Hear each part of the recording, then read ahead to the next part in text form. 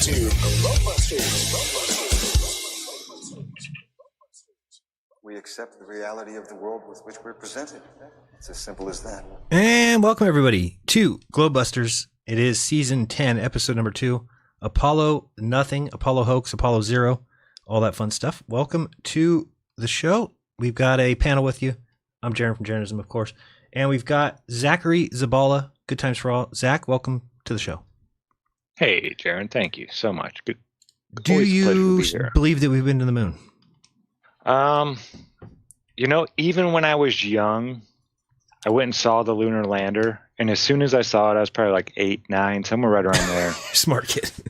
I asked my dad, "Where's the real one?" No joke. I still remember asking him that question. Where's the real one at? He's like, "No, that's it." And I was like, "No, get out of here." And from then on, I had trouble with the moon. I always thought the ISS was real. I always thought they were up there doing that. They had me fooled on that for a long time. Whatever's going on up there still had me fooled. But yeah, the moon lander, no, at a young age, I pretty much was like, nah, this ain't happening. This ain't real. And we haven't been back. It just didn't make any sense to me. Shouldn't make sense to anybody. We're going to look at some film today that makes me just baffled that anybody believed it from the get-go. But many people still believe it. I wonder what that percentage is at today. What would you guess the percentages of people in the United States that believe the landings as taught? Well, are they sober or have they had a couple glasses of whiskey? Because if they had a couple glasses of whiskey, I'd say at least probably 80% of the people would say, no, we never went to the moon. But right now, I bet, over 50% would tell you we went to the moon just because that's what everybody else says, right? Yeah, so, no, it's and you're dumb if you don't believe we went. So speaking of people who think we went to the moon, we've got also Austin Witsit in the house. Witsit gets it. Thinks we've been there. We landed there. We played golf there. Had a little moon buggy there. No, I don't think that's true. Don't think that's true. Is he with us or did he bail on the show? Austin, Witsit from Witsit Gets It. Ladies and gentlemen, Austin's here. Okay. Austin. He was here. Sorry, I got kicked out. Oh. Yeah, I was crazy. Like as soon as you said, speaking of someone that thinks with the moon, I kicked you right then. Yeah. Yeah. I don't know if you asked me if I believe in it, but obviously I'm not mentally challenged, so I do not. Thank you. And I was like 13, bro. I was legitimately 13, maybe 14. But I found out about 9/11 and then the moon landing. And I mean, I can't believe people do still believe in it. So I did a survey, and I think they said like 30% of Americans don't believe in it. But I can tell you that when you ask the everyday person under 30, almost none of them care at all. And right. It's like we've gotten to the point where it's been so long that people started believing it more. Meaning like they didn't live through it. Yeah. So they just hear like they see the updated HD photos and like they've ironed out all the holes in their story by now. And so they just hear about it like from a distance. They don't really care about it. And so they're like, yeah, well, of course we did. I mean, what? Right. What So it's actually time has worked in their favor, I think, for where people now kind of believe in it. But as soon as you start talking to someone about why do you believe in it, they're like, I don't actually know anything about it, bro. So yeah, that's kind of my take. I knew it was fake when I was 14 at least. And then, I don't know. My family wasn't happy about it, I guess. Well, good for you. Good for you. I mean, we have now NASA again delaying their latest mission. Is that surprising anybody? Doesn't surprise me. But again, this is why I think that there's a reset or some event coming up, because it just seems like they just keep kicking the can down the road, and eventually I would think that catches up to them. But maybe they have indoctrinated people so much that they can just keep continuing to kick the can. They'll never go. So what are they going to do? Just keep kicking it? What do you think? Yeah, I think our last good kick down the road, or the last pause, was 9/11. That put a pause on like everything for a while as far as government. That's when all that security started ramping up and this and that. And they didn't even talk about the moon landing around then. I mean, right before that, in 2000, Bush said we'll have bases on the moon by 2012. Right. And then 9/11 happened, and then all that was just whoosh, flushed down the wayside. So that's what they need. They need something to grab, you know.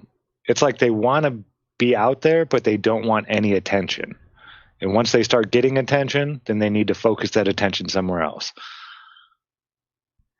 Yeah, I don't know what they're really doing other than clearly not going. So it's embarrassing that people think that you could be this far behind in something that you did so easily 60 years ago.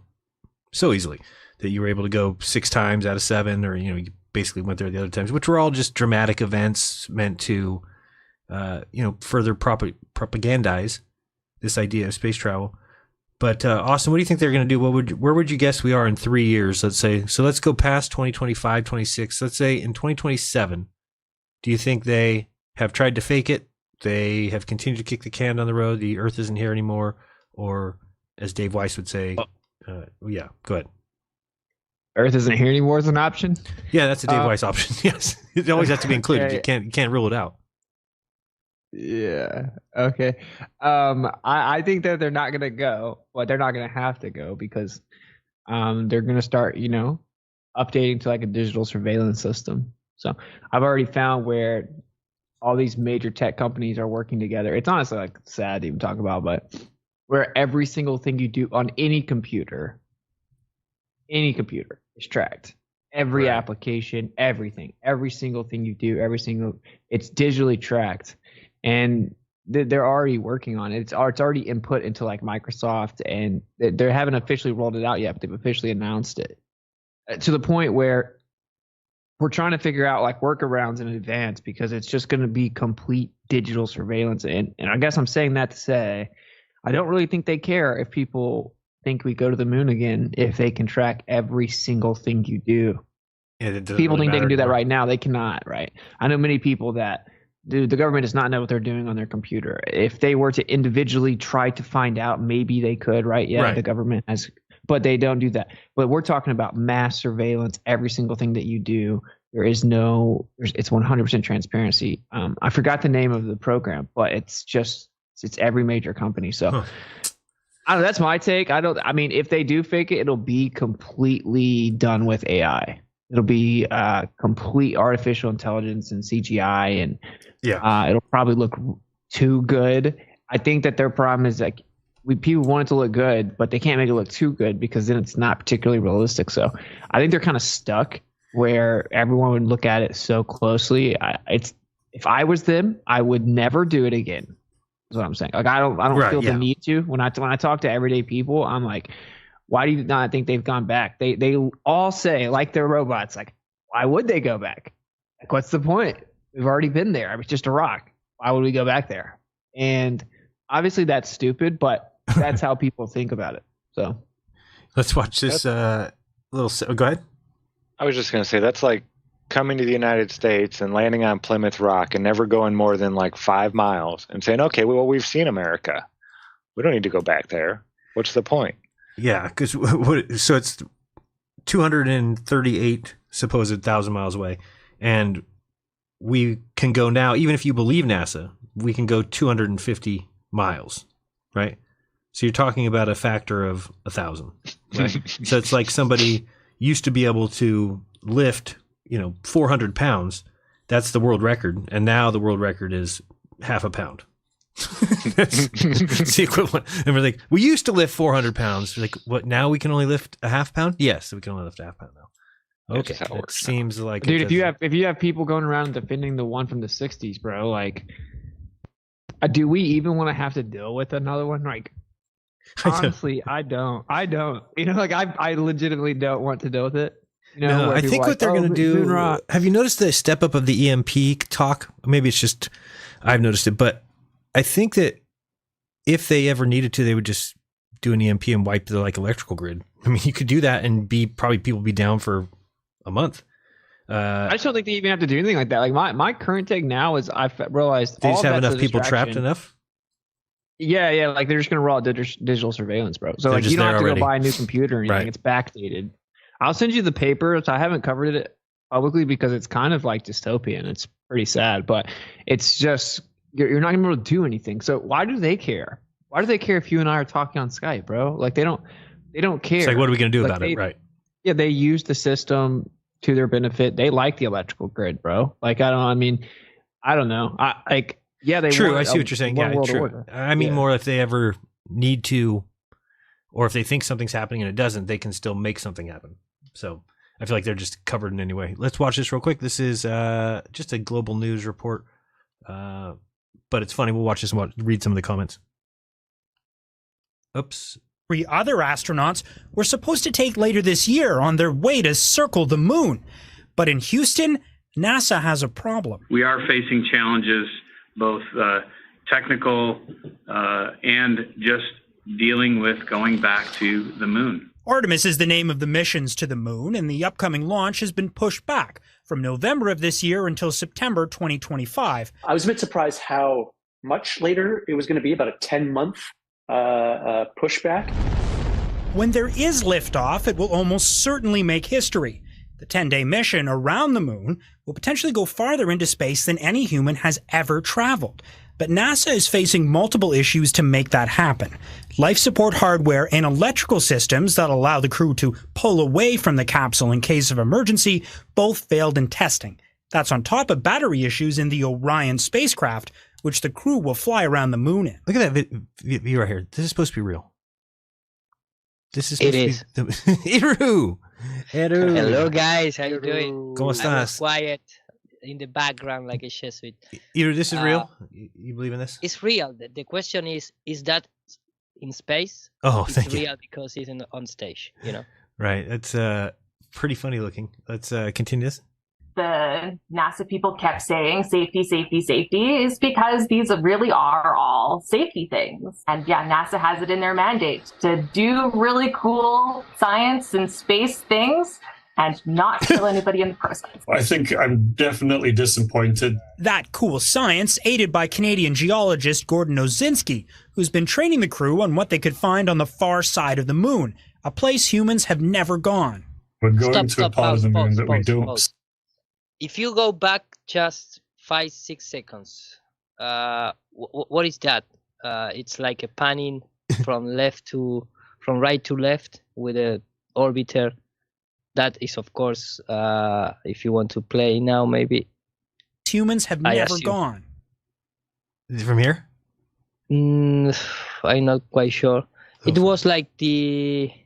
Yeah, I think it's coming ahead, but playing from that part a little bit. Definitely disappointed. That cool science, aided by Canadian geologist Gordon Osinski, who's been training the crew on what they could find on the far side of the moon. That one. A place. Yeah.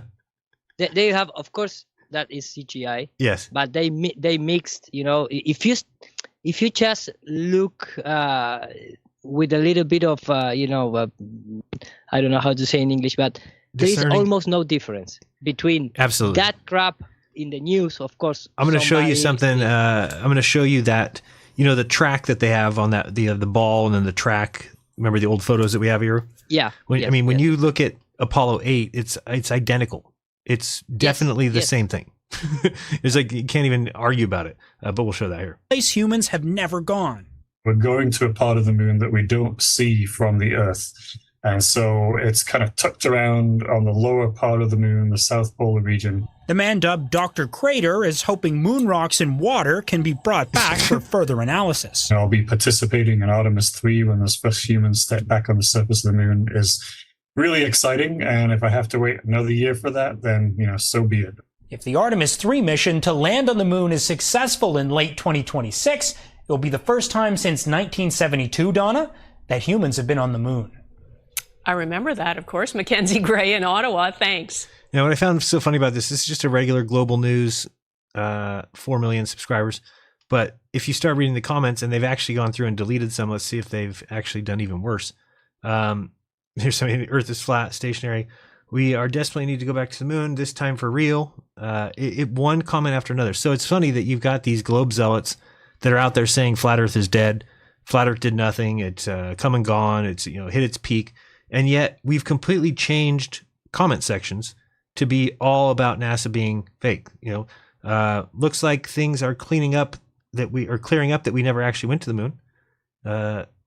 It's just one after another. I remember Bill Clinton saying we were going back in 5 years. That was 30 years ago.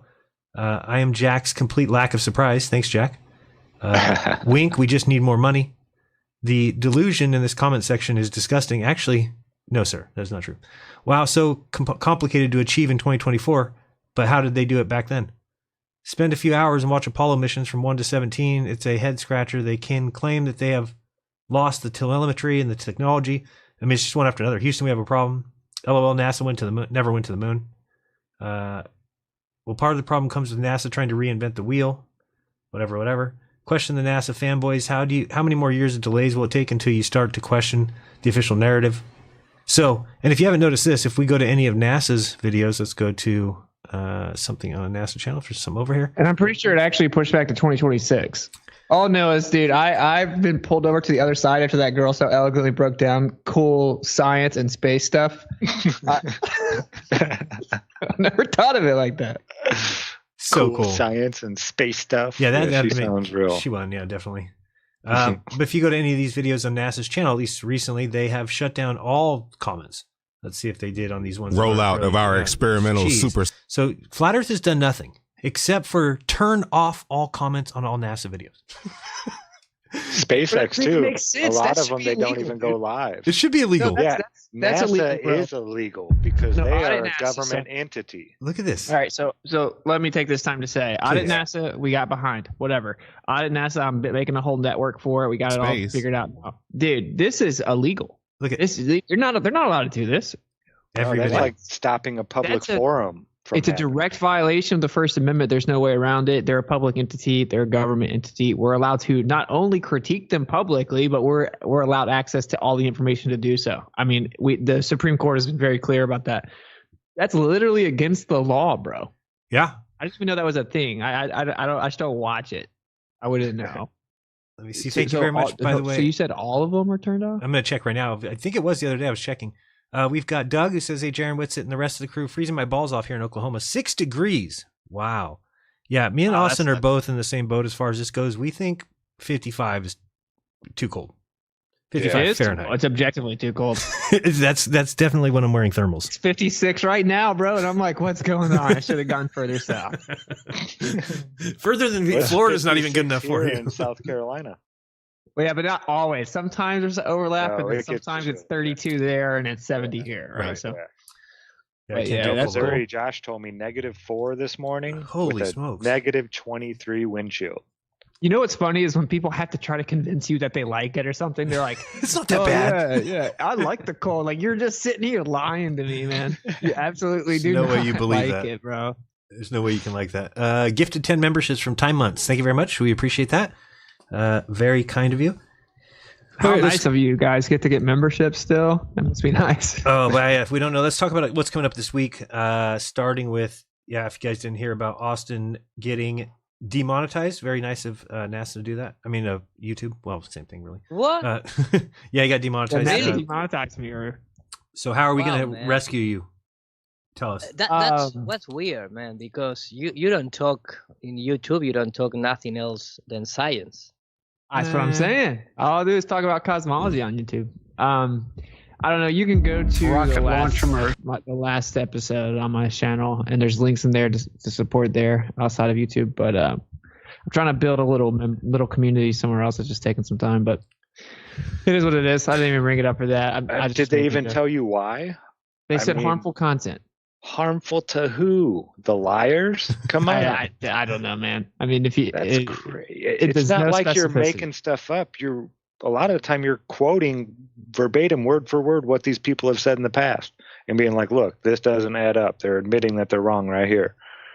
I mean, it's not like you're changing anything and lying. That's crazy. Well, like, dude, it's just a cosmological conversation, right? I mean, I'm not even talking about the stuff that's forbidden. So that's why it's so vague. But whatever. I mean, they didn't point out a video or anything. So, like, I want to send in an appeal, but what do I remove before I appeal? I wouldn't even know, right? So it just is what it is. I mean, it sucks because, I don't want to talk about it. I mean, it sucks because I shouldn't have like relied on it. I should have known not to rely on it. So that's really not anyone else's fault, you know. And you didn't really. I mean, you didn't like push it real hard, did you? At least I didn't notice that. No, but people did consistently super chat and become a member, right? And so then what happened was just naturally a little bit of that money coming in, it was like, yeah, dependent on based on the date it comes in, it goes straight to rent or whatever, right? And so I started relying on it without noticing it. Gotcha. Yeah, what can you do? Yeah, well, and then you've got your event coming up. I told Steven that Miss and I were going to be doing this one with you guys. So if you guys don't know, they're going to be doing a community fast on the 18th, correct? Is that right? I believe starting on the 18th? Yes, the 18th. That's 4 days. So if you want to be a part of the fast, you if you get any of the electrolyte blends, then you get done in the private group. But you need to order them today or tomorrow.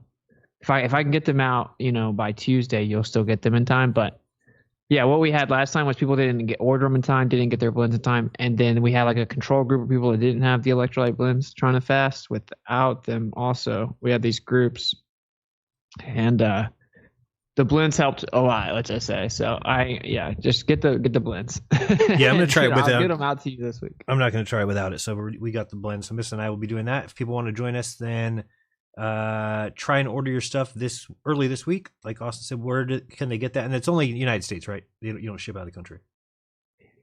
Yeah, we're working on today actually trying to get it where you can. So like question mark on that. You may be able to get it internationally, and then I don't know, I have to keep up with my channel or something to get the update on that. But right now it's just domestic shipping through Etheric State. Yeah, ethericState.com. And I'll try. I'm gonna try to get it to be international, but what will happen is if you are gonna order international, you'll have to cover your shipping. Like there are certain places in Canada that's like insane.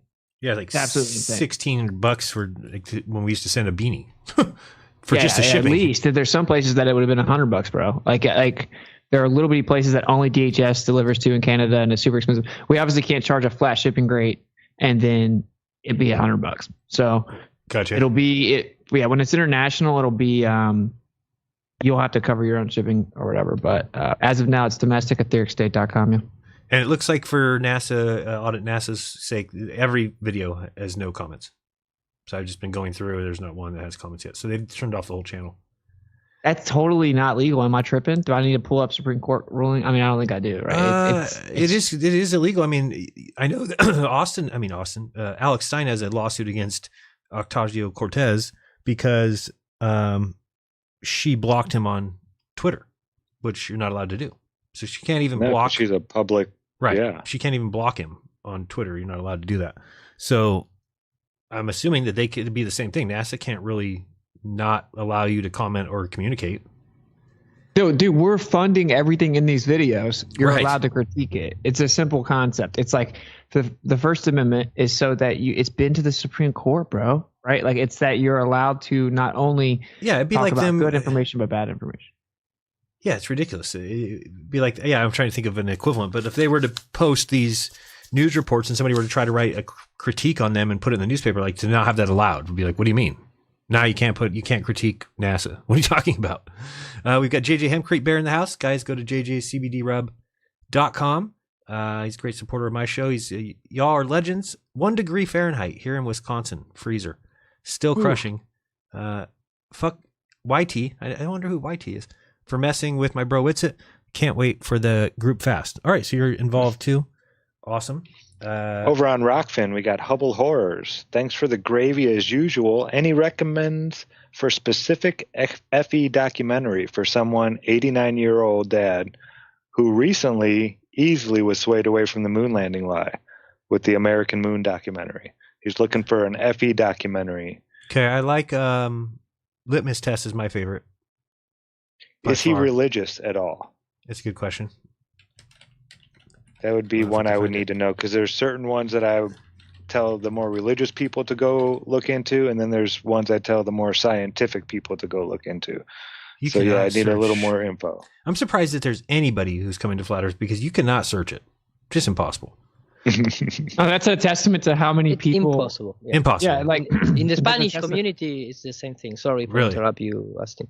It's the same thing. I mean, if you put my name, it's going to be a lot of the hate stuff, right? Yeah, the bankers and haters quite before my channel. Yes. And I know you need to go to the page 1002 share suite. 1002J to get there. don't you agree though? It's kind of a testament to how much people have woken up in general, right? Like, yeah, it's like the vast majority of people now know that if you're looking up something, to actually get to the truth of it, you can't just rely on like just YouTube searching it. Like anything, no matter what it is, everyone knows like you're gonna have to go a layer deeper. So here's the one fact thing that people know that is a good thing. Yeah, and I think one thing that I don't think people are doing enough is please share when you find other channels with good stuff. Because here's what you may think, that we're all seeing it, right? That, oh, everybody sees this channel, everybody's seeing this, and I don't think that's true. So I think that's why Telegram's great. Drop links in there when you find a good video.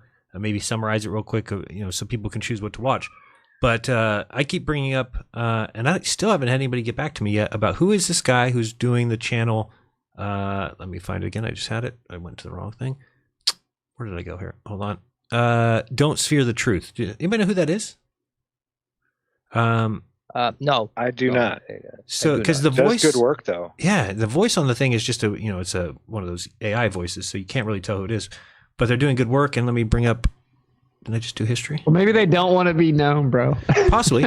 Hey, I don't know who it is. I just want to say good job because every time he puts out a video, today's was this one, Rockets in Space. Let me put it over here. So you guys can see it. Called Rockets in Space, Destination Nowhere. But we can do he pulls together old footage, things that I haven't seen in a while. I wanted to show this one part here, just because talking about Apollo going to the moon. I thought this was great in some conversation about whether rockets would even work in space, of course. Let's watch from right here. And I'll give you a link to everybody at YouTube. For example, in shooting a gun, the action of the rapidly expanding gases moving forward generates an equal force moving to the rear. For every action, there's an equal reaction. The process of gun recoil first begins because the expanding gases are being forced against the projectile itself. The gases traveling out of something to push off of, hence has resistance. That is also why if you fire a blank round instead, which has the same amount of gunpowder, you will have much less recoil or feel no recoil. This is because it only has to open up a crimped end, instead of having to push the mass of a projectile. In other words, the less mass or resistance you have, the less recoil you have. The alleged vacuum of space has no mass/resistance, hence no recoil. I can already hear the excuses rolling in, but be patient. We shall answer them all. If we look at a blank, this is a 5.56 blank, if we compare it to a live 5.56 round, you'll notice that you're missing this little bit here. That's the projectile, the part that does all the bad stuff. Think about a firearm. In order for it to function properly, it needs to be able to build pressure from the evolving gas from the cartridge. In a standard firearm, that is done by the projectile itself. When you're using a blank, you have to have something to push against. A blank firing adapter actually has a rod that runs down the barrel that occludes the space and depletes some of the volume, and that gives the gas something to push against. Eyes and ears, one blank. Safe direction, nothing but 3 feet of concrete and a mile of dirt. Gun didn't work. What would you say for people who are concerned about they want as much recoil as possible with blanks to make things feel as legitimate as possible? A lot of people say blanks don't have much recoil to begin with, or much muzzle flash. That's just something you have to live with, unfortunately. In fact, the action of the boy hitting the earth causes a measurable reaction by the earth.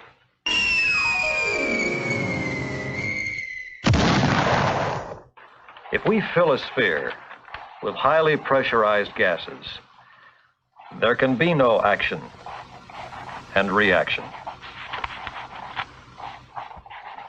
The pressures are equal in all directions, and the gas remains motionless, and the gas remains motionless.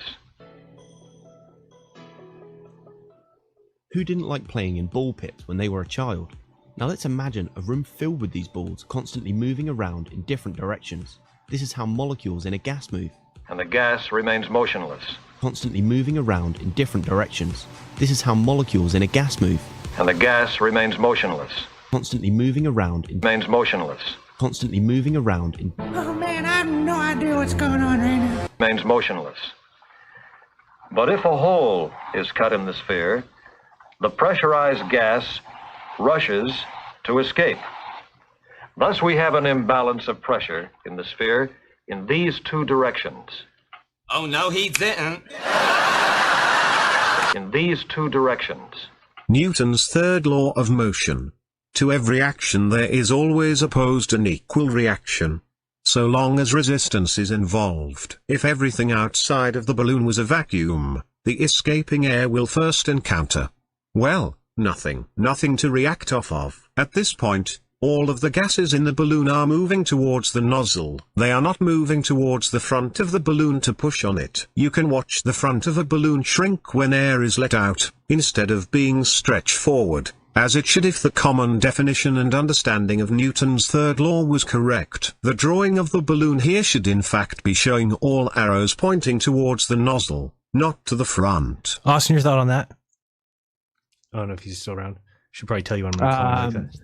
Yeah, this is an interesting conversation, man. Like my thought on the whole thing or the specific part? This specific part, I guess I understand the Glober's position on it, but I'm just wondering your thoughts on the idea of whether or not you would have pushing against the front of it or whether it would escape out the nozzle. Yeah, I think you would have some pressing on the front of it. Oh, some. I mean, yeah. But very little. Well, yeah, it would be determined by the density of the whatever's outside, the area outside. You know, which is I honestly, to be honest, bro, I don't know that you would have anything on there. It's just purely a thought experiment. This is what's so frustrating about. Well, no, you just take a balloon and blow it up and let it go, and it takes off. You know, no, it's not. That's not the same as a vacuum, bro. So like, what would happen in a vacuum? That's what I'm saying. It's determined by the area outside of your balloon or your whatever you have there. So Yeah. if you do have some type of medium, then yeah, it's going to have a reaction in the opposite direction. But if you don't, figured a thought experiment. Huh? Well, like this, what I'm saying is, why would you ever send people into space based on some thought experiment? So like, what people went and sat in a room and it had to be a thought experiment. Right. So like, someone went in a room and they were like, let's think about this. Okay, let's send them into space. It'll work. Right. That's insane, right? But Yeah, that's I don't insane. know, because then you get into the people want to bring up non-analogous things like if I'm on a skateboard and I throw a bowling ball It's in not a totally vacuum, different. you think I still would move back and blah blah blah. It's like if you sat on a chair, office chair, and you shot a fire extinguisher in a vacuum, would it push you back? And I would say the answer is no, absolutely not. It would not Yeah, I push would you think back. the same thing. Yeah, I don't think so either. And again, I know that they say there's recoil, but kind of what he just talked about there. Austin, do I understand right? I was having the pleasure of Brenda on my show the other day. And I find it hilarious that bless you, Jeran. To them, space is nothing, right? I mean, if this is the case, and I know that they would say, well, no, it's one atom of whatever per cubic, whatever. So what is the other space? And if their answer is nothing, so to believe in the heliocentric model, you have to believe that absolutely nothing exists. Nothing. Yeah, first of all, the atom is space is nothing. If there's a few hydrogen atoms per cubic meter, that's an atom in space. The atom isn't space; it's inside the space. But space is the nothing. absence of. Yeah, it's literally it's a privation. It's a concept. It's like zero or nothing. It's the absence of anything, energy, matter, anything like that. So these guys get away with calling our belief the craziest belief in the world, yet they believe that we're surrounded by nothing, zero. Yeah, I mean, when you ask them, they intuitively know that that's retarded, so they don't say that. They believe that it is made of something, and they've intellectualized in their mind that there is something in space time or whatever. But no, the actual belief is that it's nothing. It's quite literally just a coordinate system. It's nothingness, which is why it's such an insane belief, because you have to claim that nothing is physical, which is wild, right? So, but no, it's a privation by definition. You can read Einstein. You can just read Einstein. He even explains, like, I don't know how to really make this make sense either. This part of it. He said, we just know it has to have physical properties. And how it does that, I don't know. Big shout out over on Rockfin from Glenda Safkin. Your knowledge has served me well on Facebook. Thank you. Well, thank you, Glenda. Thank you, Glenda. Very kind of you. Eru, do you have any good Apollo presentations you want to give them a little bit? I got some stuff to show. I wanted to show again, because I brought it up on my show, but I think it's important to follow along with the inside of the craft. You know, the part that's shown on funny thing what happened on the way to the moon, right? So yeah, from the other side of the craft, they're showing the window out the window. But I think you can actually, I showed where we can follow it really closely and see what they were doing. If I can find that video in my history, which is here was a second ago. There we go. But I know you've got all kinds of stuff. Your stuff that I think is great is that you know, or you feel strongly that they were on balloons or wires, right? I think it's a combination, maybe with a lot of methods. First of all, you can detect that the guys are hanging on wires in a lot of clips because, you know, why they cannot get on the knees, right? If that's the case, you know, something is pulling up. Could be maybe on balloons, could be maybe just on gigantic. And when I mean with gigantic, I'm not talking about Tartarian crowns, but I mean like, you know, maybe 20, 30 meters cranes, not crowns, cranes, and hanging on there. Because again, if you go, for example, with the today's movies, when they trying to mimic the supposedly men on the moon, they use big cranes with wires, and they have like a tripod to stabilize the person on the ground, and they start jumping, and you have the same effects. And of course, at that time, maybe a lot of people don't realize that they have the capability to make slow motion and make analogic composition and things like that. So the most efficient thing for me, it's wires, and maybe in some occasions with balloons, and some occasions hanging on the crown, on the crane, and you know, maybe other method that it's beyond my comprehension, but I think they use cable without any doubt. Yeah, it looks like balloons to me, but I guess it could be cables as well. All these videos are just hilarious. These things, never seen something so funny. But this is the one. If I can find, maybe this is the wrong one. Apollo 11 onboard film. Oops, I grabbed the wrong one. But anyway, what I wanted to show is this the one? They don't show anything from inside there. Wrong one. Why did it say onboard film? Okay, let me find this one. Yeah, I couldn't believe they showed a lot of that stuff and filmed it. Them doing it with them on the wires, running on the wall and things like that, hopping. Yeah, it's like, why would you? I know you're supposed to be training for it and this and that, but don't show that kind of stuff. That's like that's too much. You're like looking behind the curtain. Yeah, I have the same type of thinking. You know, why they show this? This is a complete crap. They must be, you know, burn everything. TV, we can't see the eagle. So this is the one here. Yes, this is the one. So just to kind of walk through it for those who haven't seen it, but what's going on? Just the right YouTube video? Yeah. So scroll up there. Okay. So, I mean, this to me looks so fraudulent. It's not even funny. And we know here that they're, you know, zooming back. Turn this down a little bit. Zooming back away from the window, and you realize that the camera isn't in the actual window, right? Which again, think about it. If you put the camera in the window and you would zoom into the earth, and then when you zoom back, you wouldn't be on the other side of the, I'll show you right now when they zoom back, you wouldn't be on the other side of the craft, which is where they end up being. And we'll see that here shortly. So here they're going to start pulling this back. Remember, what they're supposed to be is like that's zoomed into the earth, what is 130,000 miles away. That's what they've claimed. They're halfway to the moon. But we're going to see here as they pull back here in a second. I don't want to fast forward and miss this part. Okay, remember they're zoomed in and they're supposedly at the window. They even say, oh, the window's covered up with the camera. We can't see out it. And yeah, so you see here they start pulling back. Weird. Yeah, that's where it gets weird. But we're going to follow along here real closely and see where this light is coming from that has the earth in it. So now they're pulling back. And remember, you would be zooming out. You wouldn't have walked to the other side of the craft to zoom out from the earth. They would have been zooming out from supposedly the window. But you're going to notice here in a second that they're on the other side. And I guess one way to look at it is pretend like you're on an airplane and there's like 3 seats on one side, 3 seats on the other. This is the equivalent of now you're in the one window seat looking all the way across your row and looking across the row across from you, and you're looking out that window. right? So they're on the other side of the airplane looking through that window. Now we see that this is a floodlight up here. And we're just going to look at the comparison of where these two things are compared to each other. So we're looking, we got this floodlight with this window. Now the window's being blocked, which kind of tells us, well, they weren't at the window, zoomed into the earth. They were back here, and just nothing was in front of it at the time. Now somebody's walking in front of it. We see that we're on the other side of the craft. Still not the point here. We're going to look at the comparison. These two, they're right next to each other. Okay, we're looking at those two. And then we're going to look at some, again, something's in the way. Something's blocking it.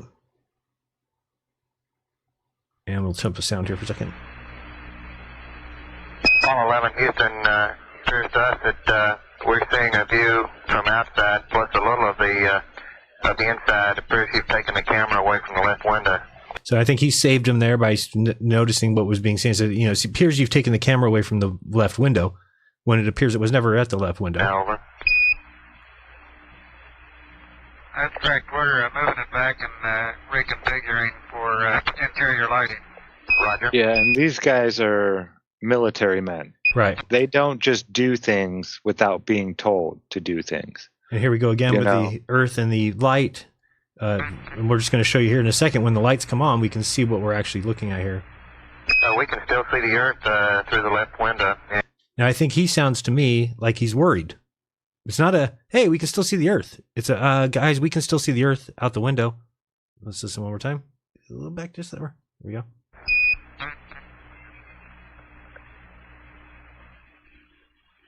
We can still see the earth through the left window, and it appears that we can see a floodlight off to the left, either that or some sun shafting through the hatch window. Are they trying to cover it up right there? Now watch this. So we just saw, I'm going to go back just a hair. Remember what we're looking at here is the window or the, the light and the earth in this. Now remember, think about it. They're on the other side of the craft now. Would it be just the case that the earth ball fills up exactly the space of the window? That seems weird, but let's keep going. Remember, these two are right next to each other. Now the light comes on. Watch this. So now whatever it was that was the earth is right behind Mike Collins right here, right? Coming in, can't quite make out who that is. So now all of a sudden it's a huge bright light. How is the bright? This is now the earth light. That's weird. Can't be the earth light. They were 130,000 miles away. So the earth would not be reflecting. No, it's impossible. It's impossible. So I mean, clearly this is one of the better evidences that what they had here was probably either a light box, and these guys look like they're caught in the act.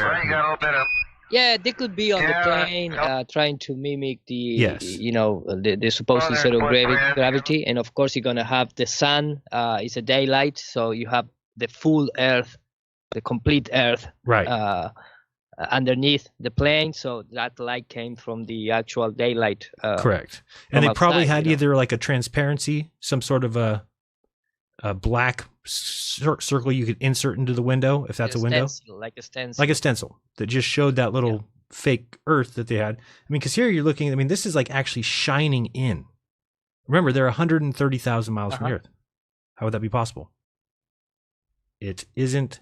And this is, they even say something here about cue cards and acting. Is this right here? Yeah, that's in work.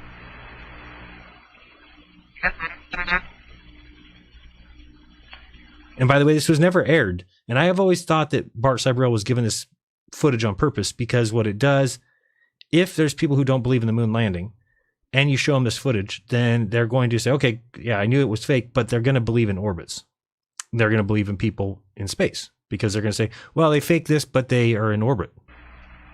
But they're not in orbit, or they're not going to the moon. Clearly, they are right above the Earth. We can see the light from the Earth coming in. And I kept trying to look at this. So now I'm looking at it. I'm like, is that a window? Or, I don't know. I was trying to look at it on my show. It almost looks like it's... a lot better now, 11. Mike's coming in... like a TV screen almost. That's what I thought it was. Weird. I said it's like a TV screen that they put the fake Earth on, and that's what they film and pretend it's a window. But it's hard to determine that. But this does not look like a window. Aren't there the new planes in Antarctica? Don't they have LCD screens for windows now? Yeah, I remember seeing that. Yeah, but I mean, this is a long time ago. This is a long time ago. But at that time, they don't have that technology. But it looks like when you see the side of it, it doesn't look like where a window would go really well. I was going to watch this again and see if I could figure out what that is, because it doesn't look like a window would go right there. This looks like control panel. Almost looks like something sitting in front of the control panel. I think in a second here you can see the side of it. It's kind of weird looking. Where is it? Here somewhere. Maybe right about here. But yeah, I think that they do parabolic flights. I think that you can see the light is now coming in from both windows, which again, so now light from every direction. We were just looking across the craft. There was light coming in from over there. Now we just turned around. We're looking behind us and there's light from over there. How could that be in space on your way to the moon? How would you have light coming in through both sides? Unless it was the reflection of the Earth 130,000 miles away, so bright that it's washing out and actually showing a light coming into the window.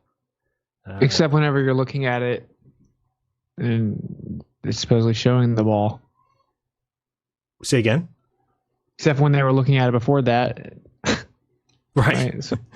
It just doesn't make any sense. I always had issues with most of this footage, but that one there, just the other day, I was like trying to keep track of where that light was, and then I was like, oh, it was a lot easier than I thought. It was definitely behind Mike Collins. He moves out of the way, and you see all this light pouring in that window. What you're supposed to believe, I guess, is that the f-stop on the camera was changed, but you would never go from that ball Earth outside to that much light coming in that window. It can't be. Not from 130,000 miles away. What sucks is like these people are gonna die, and like the lie's gonna die with them. You know, like yeah. I used to think that they would. I thought that when they all died, they would come out with it. Now I realize they can't. They die a lot already. I know, but why would we not be sitting in a room with all of them watching this video? Why would it not be on CNN?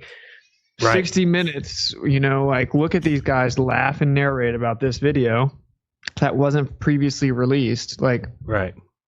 And what do they say? If it's true, none of this is going on. None of this like cryptic, nervous talking where they're clearly saying phrases like from a military intel perspective that's guiding the people, but it's guised as a conversation, right? Where this wasn't released and then no one addresses it when it is released. Like this doesn't happen. If you're just telling the truth, it's like, think about it in real life. It would be like, here's every single square inch of what we got from there, the good, the bad, the ugly. We're answering any and all questions. Like not blocking comments.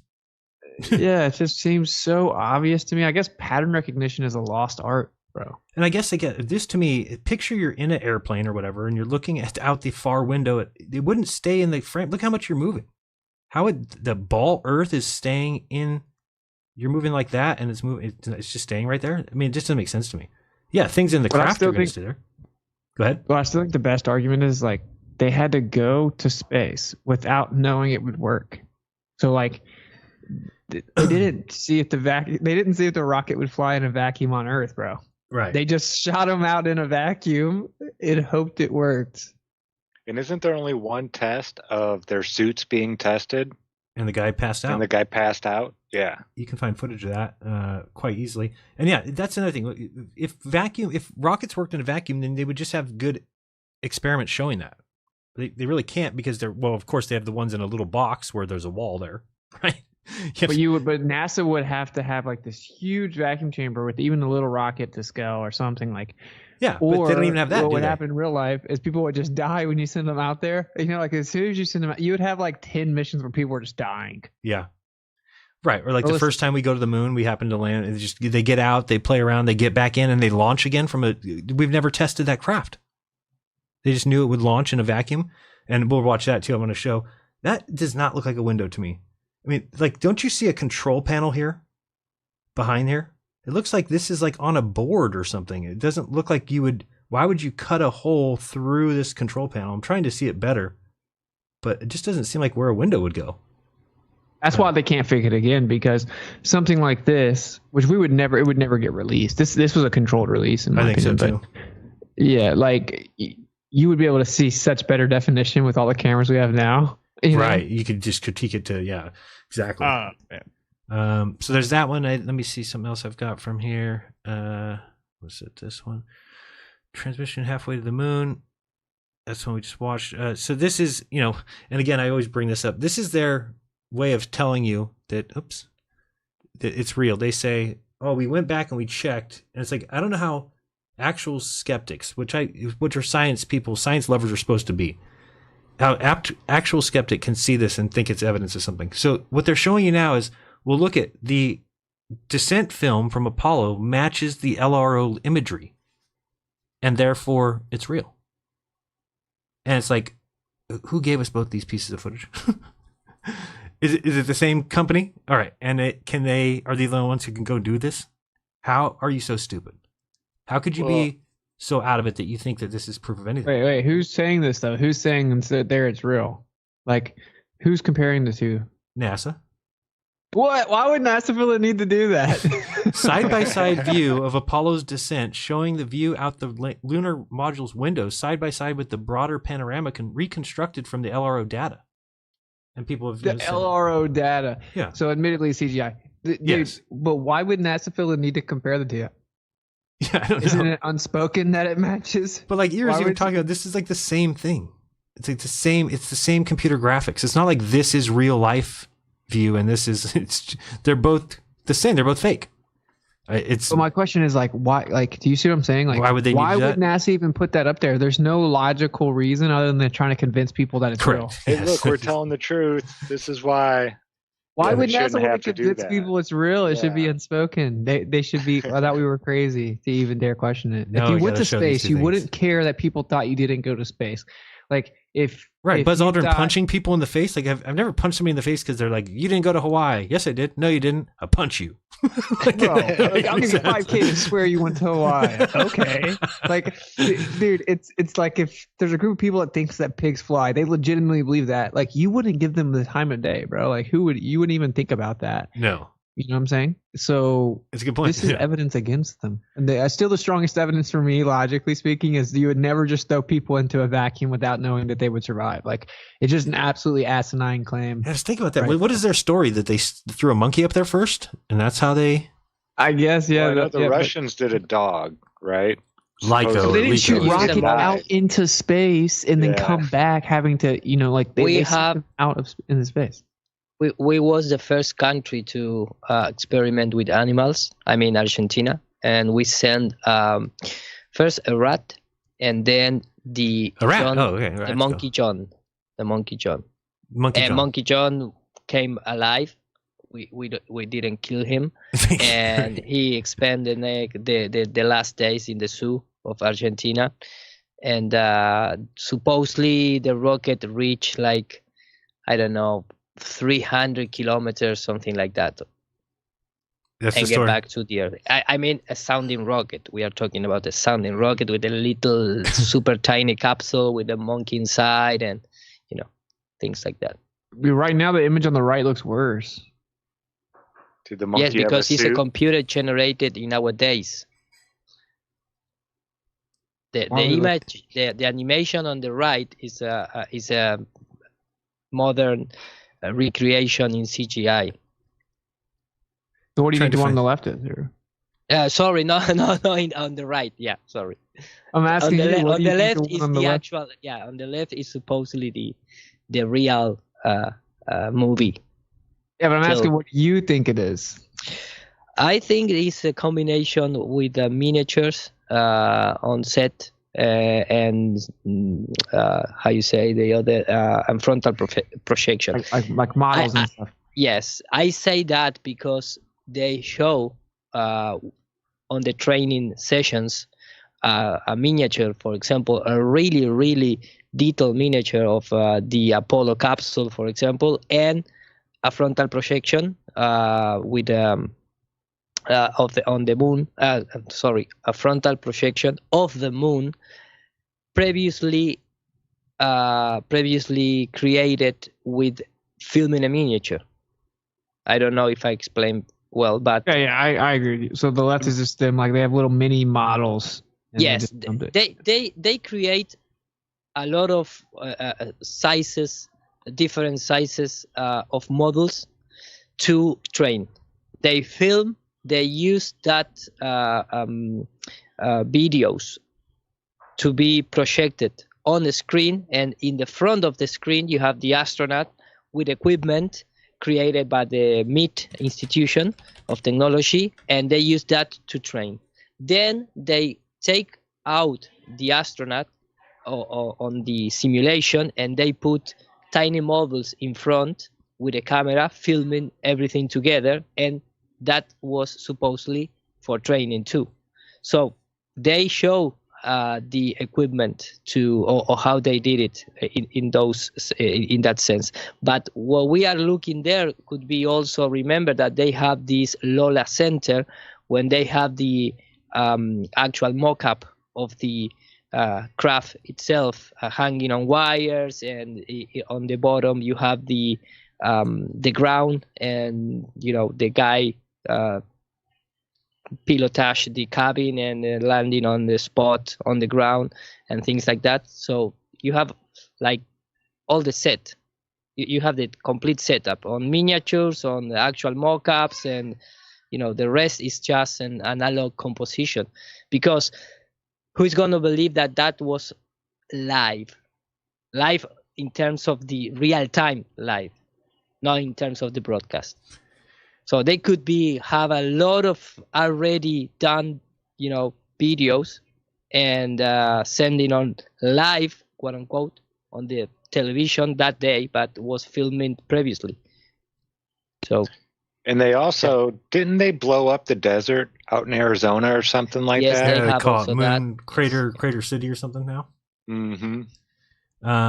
I wanted to show you guys this. This is, look at it. First of all, this is the very first picture. If you want to consider this would be Apollo 8, the first one that went around the moon. This is the picture of Earth that they got. Look at, oh, you can't see the bottom. Earth as seen from Apollo 8.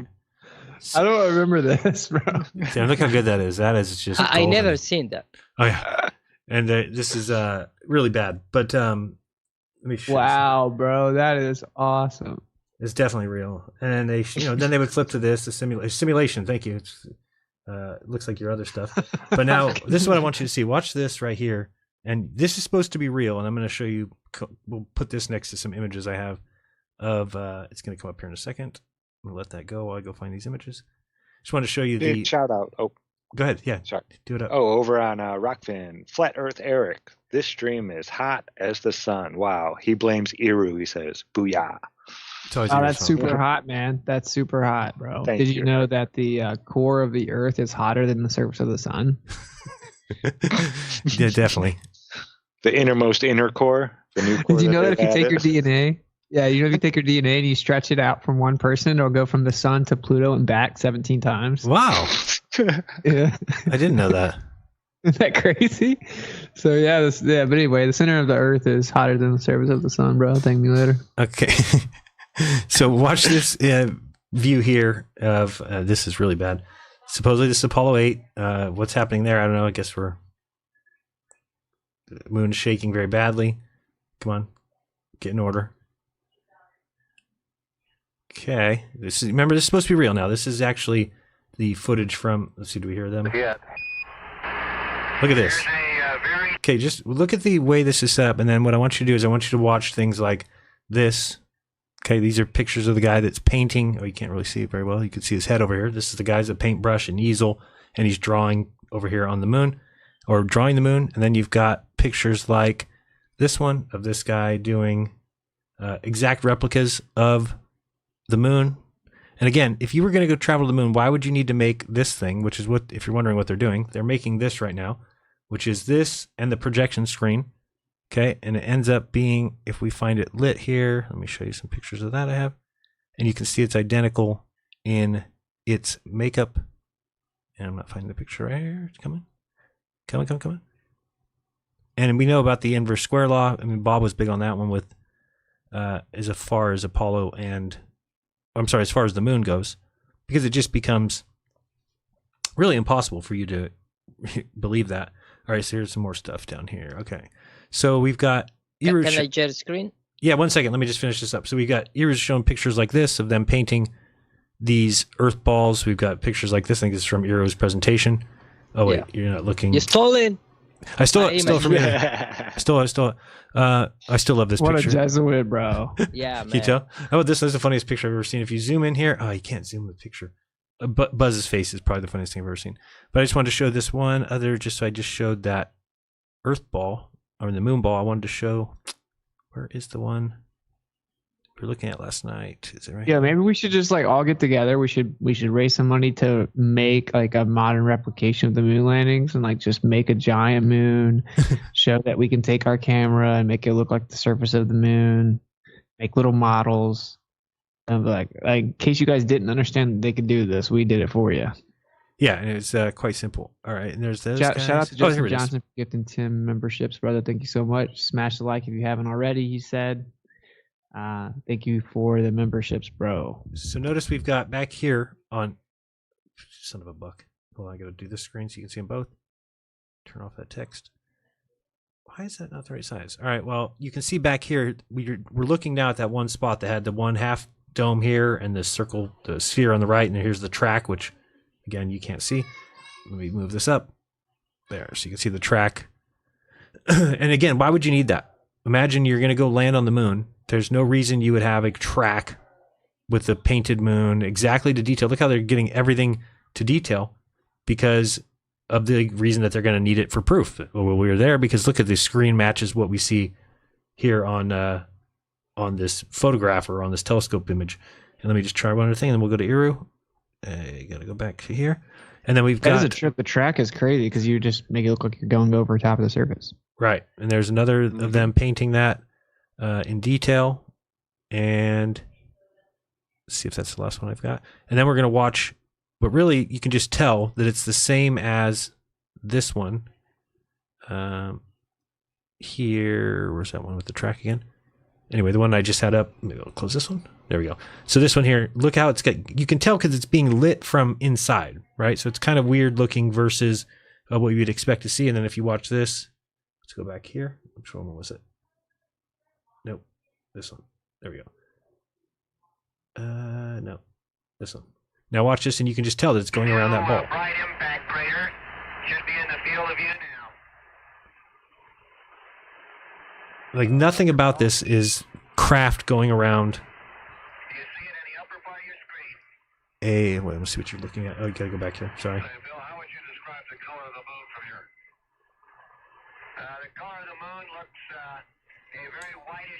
And so remember with the inverse square law, you can do basically every time you move half the distance to something, you would get 4 times as bright.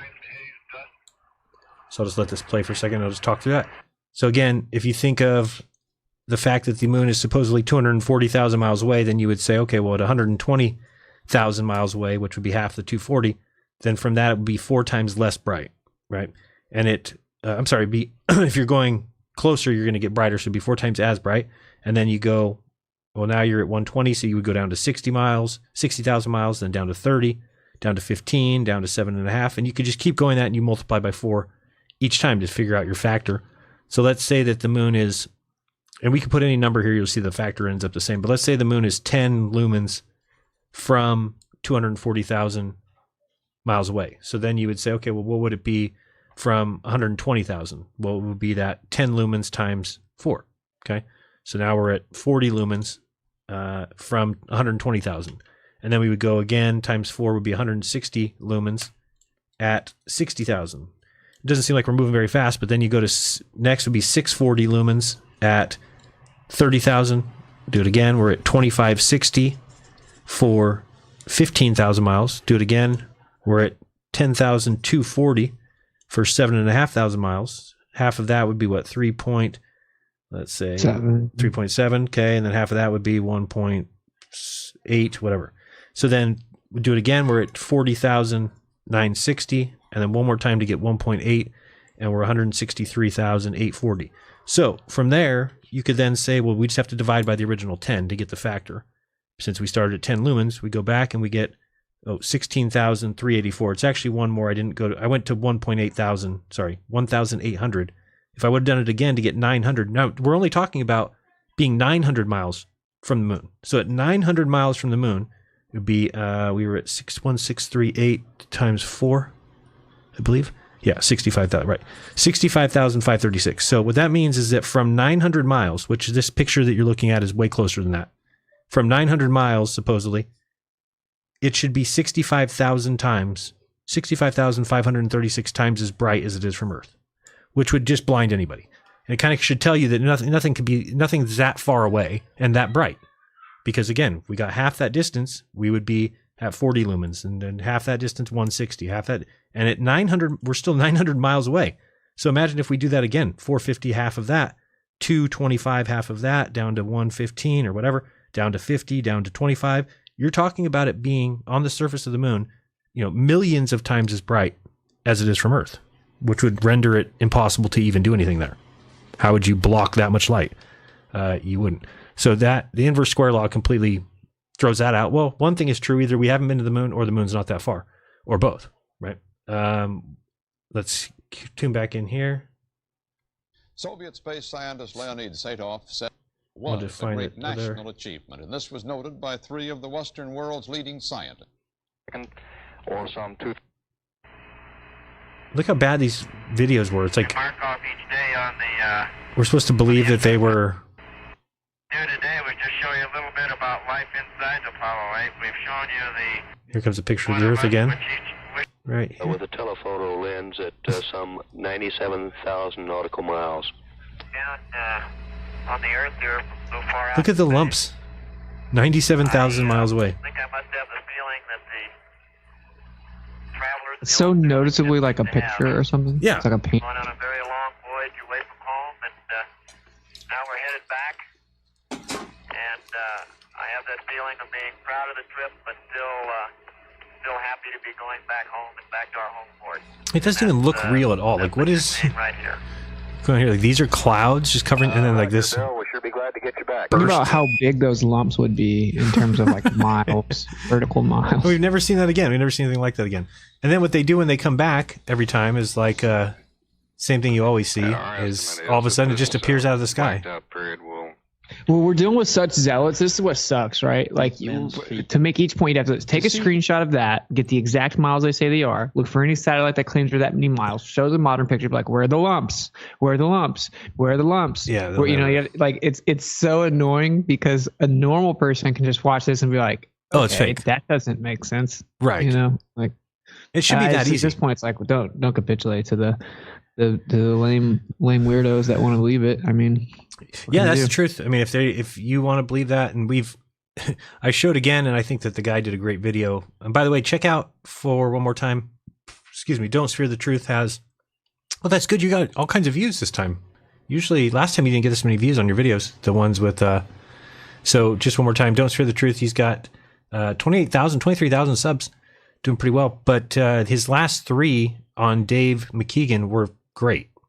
If you feel like people keep bringing you these Dave McKeegan videos about the atmosphere, about horizons, these are good hour-long kind of documentary style, also a little bit funny videos that I think people should tune into. Calculations are not exact, but the sun could easily go from the estimated 3,000 miles above your head at noon to 5,000 miles away from you at sunset, which is almost double the distance. So let me show you one other thing that he did, and I thought this was telling. Let me see here. Did I move this over here? I gotta take this one back. Did we get? I think you moved over here. It's the sun from looking white in a perfect sphere. So he also did a video called something about the firmament. I want to show you something inside there, and Tim, if you guys have seen it, I hope it's still here. Here we go. No, it's called "Welcome to the Ionosphere." Is the name of this video. They did a while back, and I remember seeing it, but there's this one part here. Have you seen this? It sounds almost like hemispheric chauvinism, but it's because when it's summer here, it's winter at the other side. So hard to put a sensor at 300 kilometers and the fuck? Really hard to put a sensor at 300 kilometers and catch neutrals. They're very, very weak. So even this we're trying to understand the electrodynamics. What does cause that? That's the part that people are trying to see if they can make simulation observations connect. But the question is, can we take that measurement and back project it to what we think we know and make some inferences about what the system's density gradients are? Oh, here it is. This is what I want to Again, you can't, there's no definitive measure that this was associated with the plasma boys. We're going to watch this part here. This is them doing a dust particles in, and I think it's good to watch what Ken Wheeler says here too. This is by the same guy. He does a great documentary of putting pieces that Bob said, pieces that we all said, and does a good job presenting. I think he needs more views. Let's check it out. Watch from here.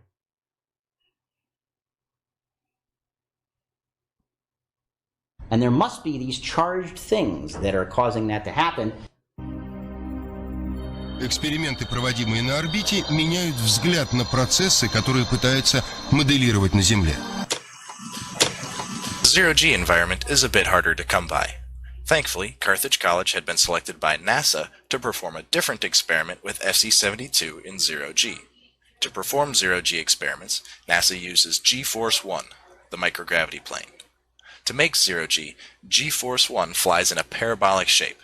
That is, they go up in the air at full speed, and then cut the engines to fall to Earth before turning the engines back on and repeating the whole process over and over again.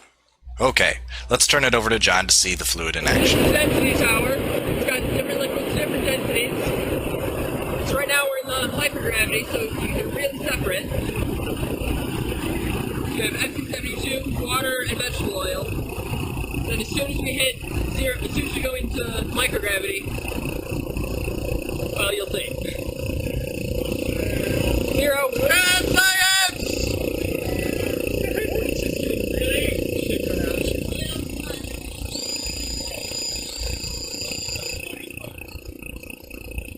Hold it from the top next time, Jeff.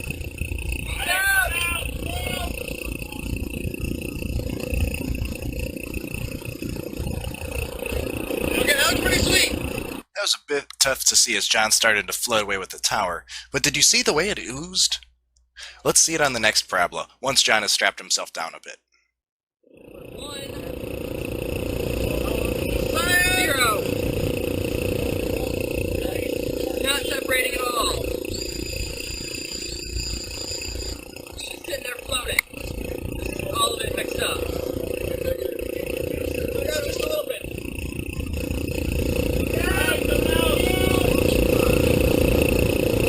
And then we go into regular gravity, microgravity, and it separates out again. Did you see how the fluid didn't separate out like it did in normal gravity and hypergravity? And did you see the different color blobs just cycle around? What did we just see here? Well, I'll tell you what we just saw here. We saw the downward accelerating force caused by what we are calling gravity. Now, I've already made several videos defining weight. I've said that weight is not fixed. It's not fixed at all. This is very important for people to get. I'm not sure people totally understand weight and the problem with it when they say it's technically because of gravity when weight was here. And they've just hijacked another thing and changed the meaning of it. I mean, weight is location specific, it's medium specific, it's vector specific, it's magnitude specific, it's phase specific, it's coherency specific, and one last thing, number 7, which I'm not going to mention right now. So, what is weight then? Weight obviously has no meaning since, obviously force is not involved, it's acceleration. Weight is location specific, like a little, the 300-pound dude can't be moved like a little child, but he can be if he's, in water. Little child can move around, I don't weigh 300 pounds. Can move a 300-pound person around in the water. Ah, okay, so he's in a different medium, so he weighs different. Yeah, that's correct. Weight, location, medium, vector, coherency, etc. Why, this magnet, if we have mutual field coherency, weighs 50 pounds. Why, no, it doesn't. It weighs 4 ounces. No, right down here, it takes 50 pounds of... 4 ounces, 50 pounds. 50 pounds, 4 ounces, right? If you know what a magnet is in true denotation, then you understand that gravity is not an autonomous field modality. Well, you have to be a little smarter than that to make the leap. Gravity is just nothing other than incoherent dielectric acceleration. You're actually able to see it and measure it. Like there's a Cavendish experiment where they use the balls of lead are about this big. They put 2 of them kind of close together, and they'll actually deflect towards each other. Pause it real quick, Jeran? Sure. You can actually see it. Yeah, he said incoherent dielectric acceleration. Now, what I said it was incoherent electrostatic acceleration. Now, they're pretty much the same thing. When you're talking about electric fields, now when you talk about a magnet, the dielectric is that plane. It's the dielectric plane that cuts through the different polarities. Well, when you're talking about an electric field, like we have here between two Gaussian surfaces, anything in between those surfaces, any type of matter is the dielectric. Like when we make a capacitor, we put a little piece of wax paper between two pieces of, I think it's cadmium maybe, or I don't know. They use really expensive types of metals to do it. But it's just two thin little pieces, looks like aluminum foil, and they have a piece of wax in between it. That piece of wax is the dielectric. It's separating the two plates so they're not touching each other and conducting. So when he says incoherent dielectric acceleration, that's not wrong. It's the dielectric that's being accelerated, the matter in between the two plates.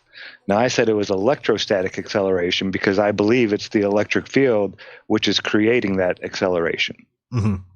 They're interchangeable. But what the important part what he's saying right here is, dude, weight is medium specific. Like you can just start with that one. Right. Everyone thinks that weight is like some magical thing, and then when it changes in the medium, people will say, "Oh, well, no, it's something on top of it. The weight is still the same." No, it's not. Just like when I was talking to Bryant Myers, that Bryant Myers thing popped up with Mindshot covering it, and it was down in the middle, and that's the part that popped up was where he was talking about weight, and I'm like, he's like, everything's weight never changes or whatever. I'm like, oh, if I drop a magnet over top of the ground with metal in it, does it change? Right. And that's what he's talking about, right? You take that little 4 ounces and you put it on that metal, and now it's 50 pounds. So weight does change. You've just been brainwashed to explain it away. But weight is like medium, location, vector, specific. And those may be like word salad. Those are simple terms. Vector is direction and magnitude, right? And then medium, we all know what that means. Like things in different ways, different locations. And I would say the one he's not talking about specifically is the location within the electric field on the Earth. But anyway, I just wanted to throw that out there. What would something it's important show? to like understand. You have to unwind kind of the propaganda that we've been fed.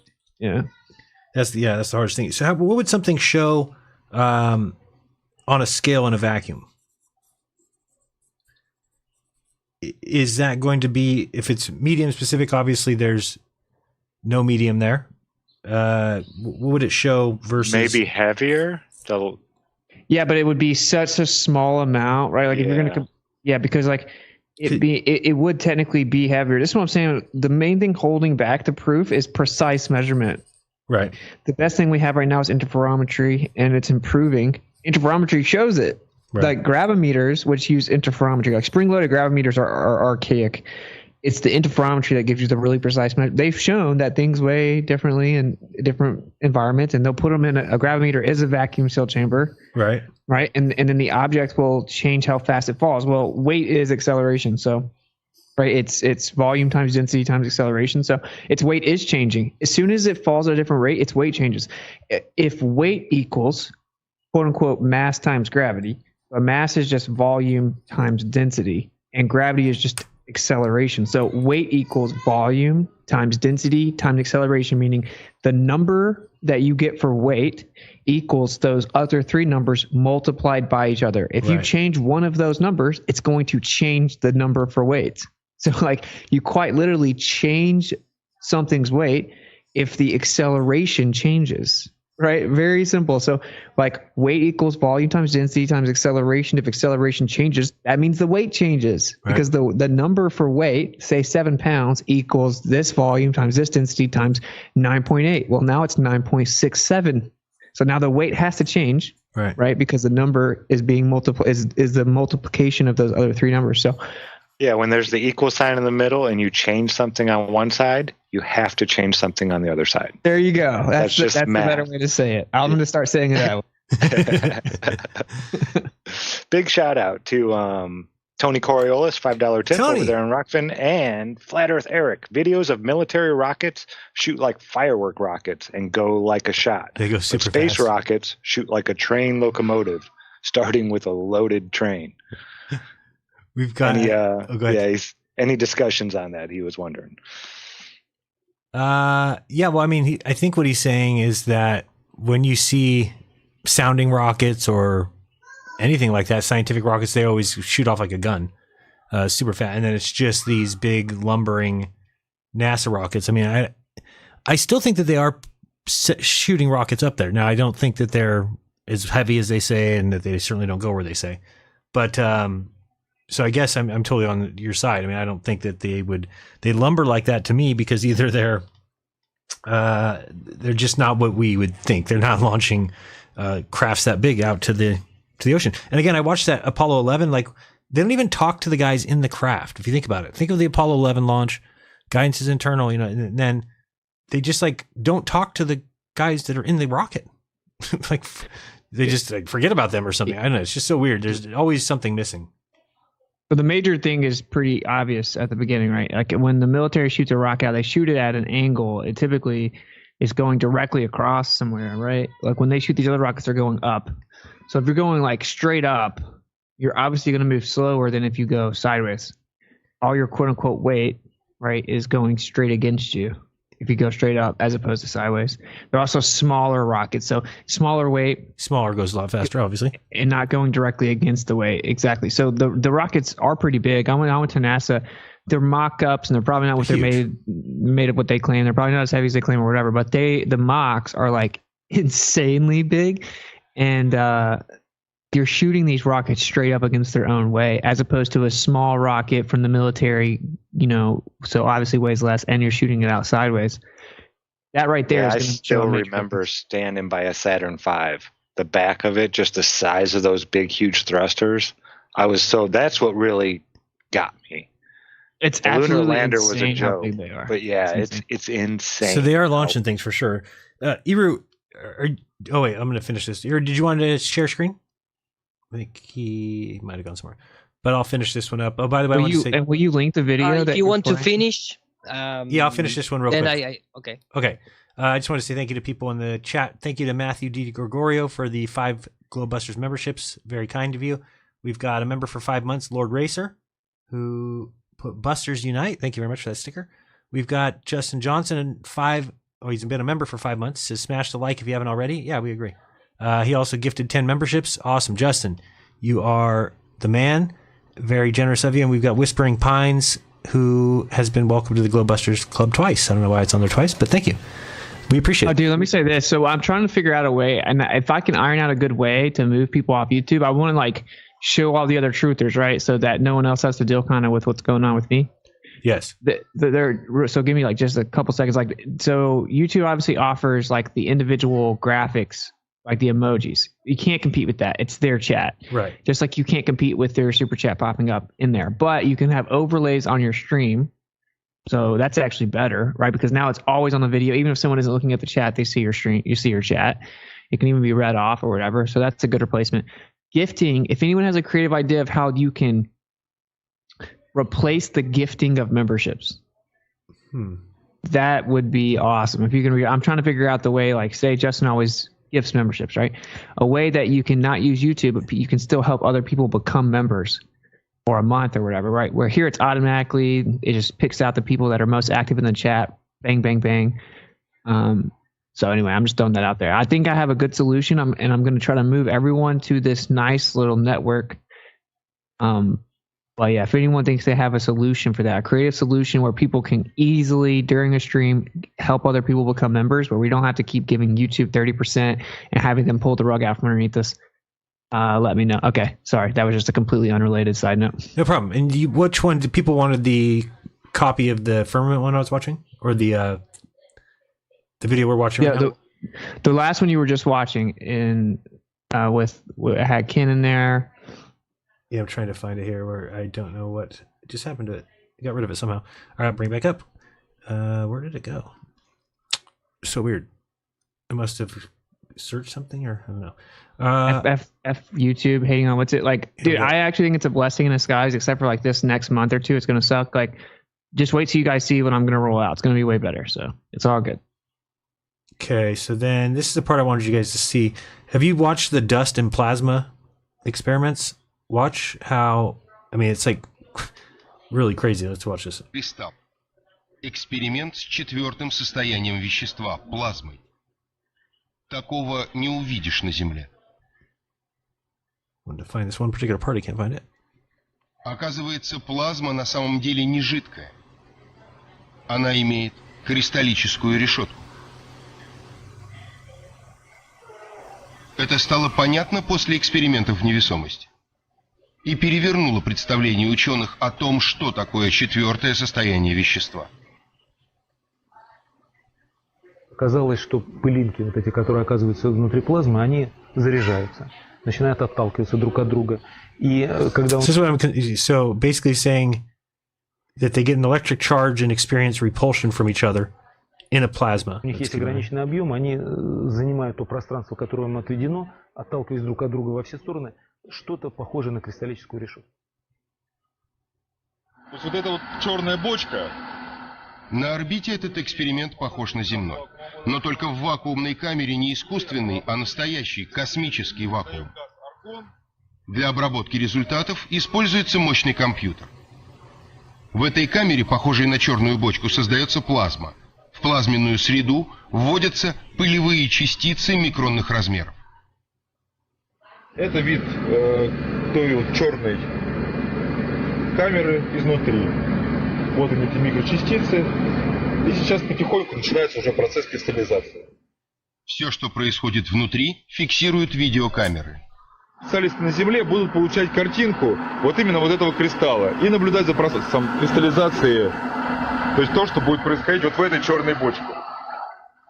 Данные оказались совсем не те, которые ожидали. То есть ожидали более-менее равномерную структуру кристалла, а в этой структуре внутри образовывалась полость.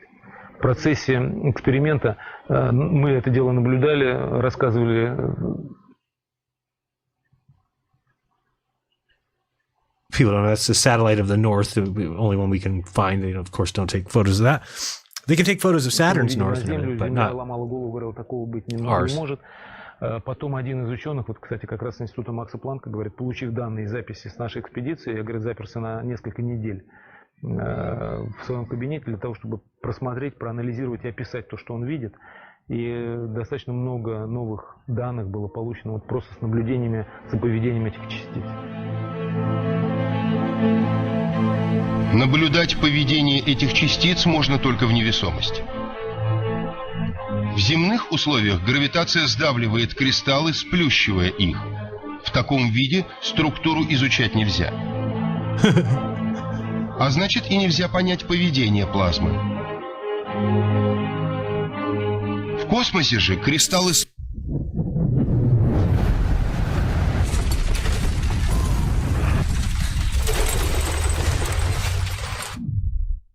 People don't remember this, but commercial was about 3-4 years ago. Yeah, beer commercial of all things. Yeah. See, whiskey, yeah. Cognac. Whiskey. Hit the liquid above. How does his son continue?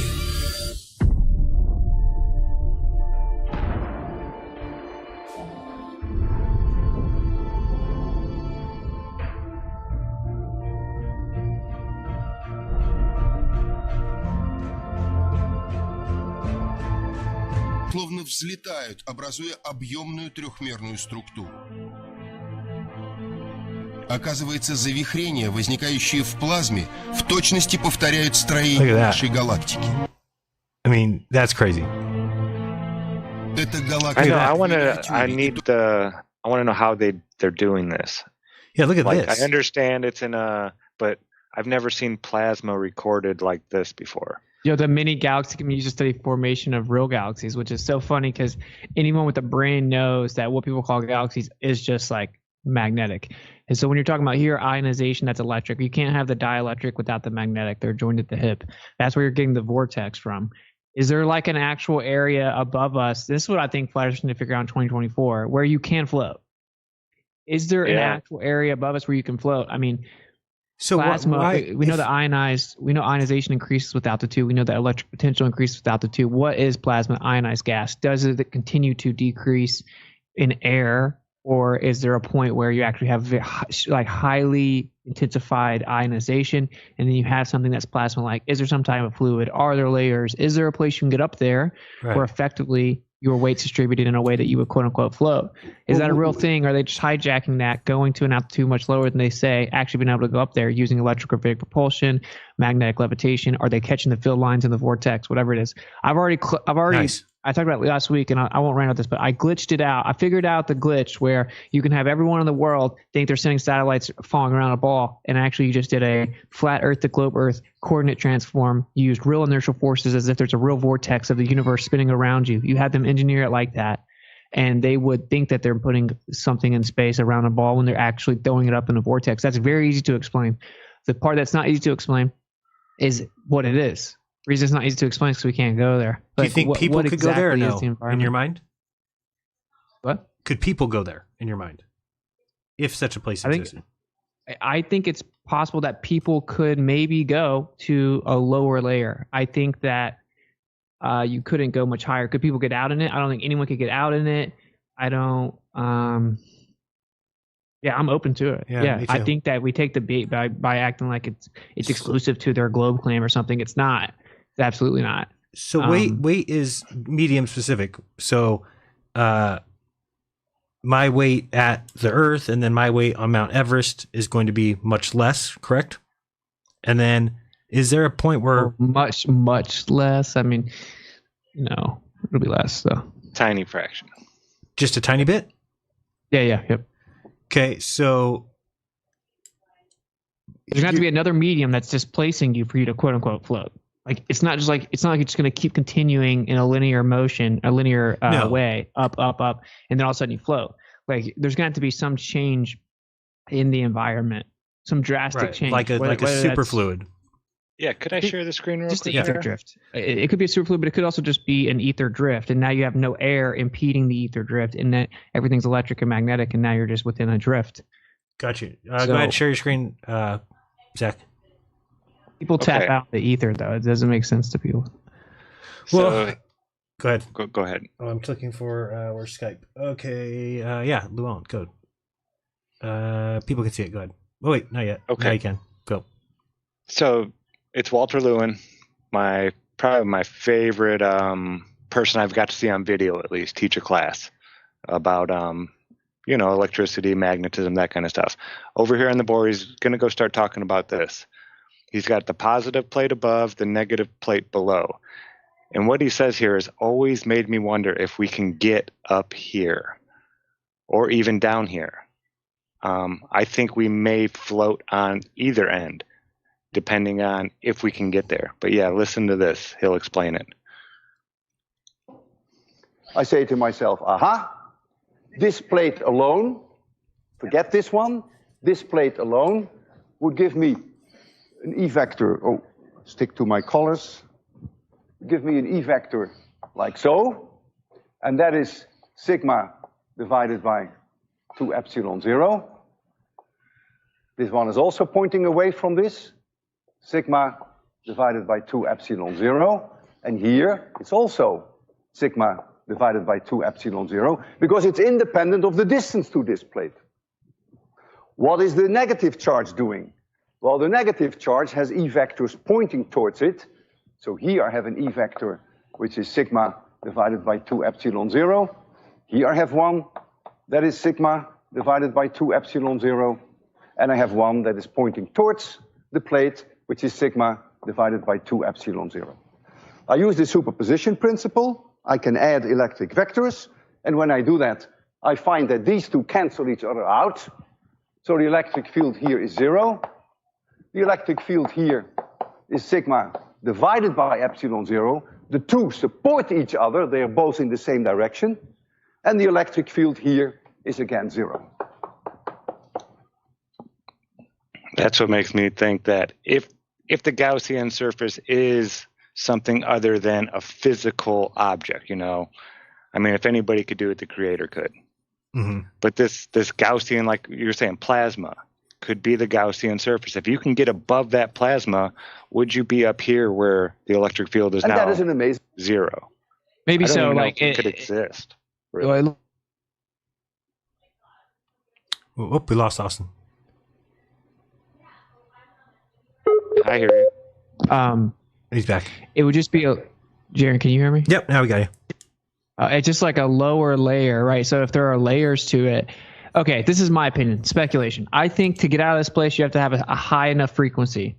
Just like they say you shoot radio waves, it bounces off the atmosphere. Like there's truth to that. Heaviside didn't make it up. You can do it in a lab. If you have a high enough frequency, you can keep getting higher and higher and higher. If you don't have a higher frequency than whatever that layer is, you can't get through it. You can't penetrate it. So I think that you could maybe get to one of the lower layers, right? But in an immaterial form. But it would be super intense. Probably would be crazy. You wouldn't be able to go very high up in it because you would still be in material form, which means your frequency can only be so high. All I have to say, could someone actually live there? I don't know. Can matter really go up there? Probably not very far. But in theory, could it exist? Yes. Like basically an upside down ocean of plasma. It absolutely could exist. It checks every box of physics. It's 100% possible. And if they know that, they're just trying to get higher and higher. There's no going to the moon. There's no going out in deep space. None of that's real. They're just trying to see how high up into the layers they can get. And maybe once you get up into that top layer, that first layer, that changes like medium composition, maybe you can float, right? And are like, because you don't really have anything fighting against you, or like Zack just showed, you have the opposite. It's actually supporting you up there in some type of way, off like displacing your weight. So I don't find that to be impossible. I don't know. I don't think flat earthers need to stake their flag so definitive and stuff like that. Because no, that's part of the reason I got into the movement and everything, was because of the ability to have an open mind. And that's why when people ask me, what do you think about this? What do you think about the moon map? It's like, well, it shouldn't matter what I think, but let's say I don't believe in it right now. I still want people researching it. The last thing I would ever say is that because I don't believe in it, I don't want anybody looking into it. That's retarded. It's I don't believe in it because I haven't been shown sufficient evidence to believe it, but that's why I want people looking into it, because maybe they'll come across something. People seem to think Dell has come up with something.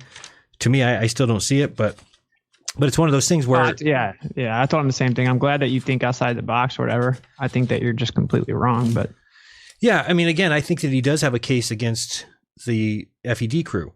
I do think that his issue would have caused problems for me when I had a belief in just relative density.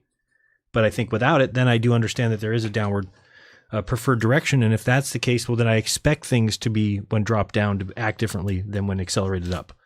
Because they're exactly. But what's so crazy, bro, is we see the things of the ISS, and I know we want to let Uru jump in. Yeah. We see the thing of the ISS, right? And we see all the fakery. So we're like, well, people can't be up there. Why would they fake it? Well, maybe because if you get up there, it's not what they say it is. Right. Okay, so they can't show you anything actually up there. It's specifically not what they say. They say it's nothingness. What if it's quite the opposite? Right. And what if you do get crazy pictures when you're up there, right? Because you're closer to this electromagnetic spiraling vortices and stuff like that people call galaxies. It's probably beautiful the higher you get. And they just can't show you. So they have to show you fake stuff. They have to fake videos so that they can keep up their narrative of what's up there. But it's not mutually exclusive that there's also nothing up there. You see what I'm saying? And like, that's like a trick. We're like, see the fakery. There must be nothing. Right. Yeah, exactly. Well, because I think that if you think about what they tell us, right, about what happens up there, they're not going to be able to show you if one thing becomes like a major difference, then the whole thing would be called into question. So they're going to keep showing you the fraud and not show you the truth if they ever realized it anyway. And maybe they think like you said that they can get out at some point or something. Ira, did you want to do this? Awesome. What were you saying right before that? I was going to say something. I forgot what it was now. Let me see if I can remember here. So just showing that what's going on with the plasma there, I thought was telling. Ira, do you want to? The vortices are super cool, bro. That's super cool. I've never seen this. That's why I want to drop the video. I want to look at it. Oh, I did. I'll give it to you. I put it in the chat. I'll send it on Telegram just because I have that open. I got it open. You're good, bro. Okay, and then is Ira here still, or he said he have to go somewhere? I just was going to say something about this, but I'm trying to remember what it was. So we've got So this is a video on the, and this guy describes it. I love this old footage he finds. Listen to this right here. I want to show you these guys this part. Glass deposits that were formed during these plasma experiments. A large number of experiments were conducted not only with these magnetic bowls, but also with magnetic bowls of other geometries. The results of these experiments have some very exciting implications for physics, heliophysics, and astrophysics. So in a sense, you have a spectrum analyzer, and if you take measurements above the peak of the layer and assume that there's constant flux going out, by looking at different levels where the plasma frequency is different, you can select out different photoelectron energies and therefore get something about the velocity distribution of the photoelectrons. It's just a one-dimensional velocity distribution, and from this it's very difficult, in fact, to determine a three-dimensional velocity distribution. What in practice has been done, usually, is to work the other way. And we can simulate that effect, I perhaps should say a little bit more. One can't explore over a great range of photoelectron energies. Low energies, one tends to run into the thermal background, and so one only can see down to some low energy set by the presence of the ambient electrons, and at some high energy, there's a cutoff due to collisions. And the kind of thing one sees is a temperature of this plasma line of some energy range, which might be measured, either approaching the radar or going away from the radar like this. And the simplest thing to do is then try and make a theory which reproduces the radar observations. There's a number of the drivers you can push in the same model to give you pretty much the same answer. And the simplest thing to do is then try and make a theory which reproduces the radar observations. And they're basically just trying to send a signal from the ground up, and they're trying to measure that critical frequency. They keep increasing the frequency, and at some point the signal doesn't come back. And they say, aha, I found the critical frequency.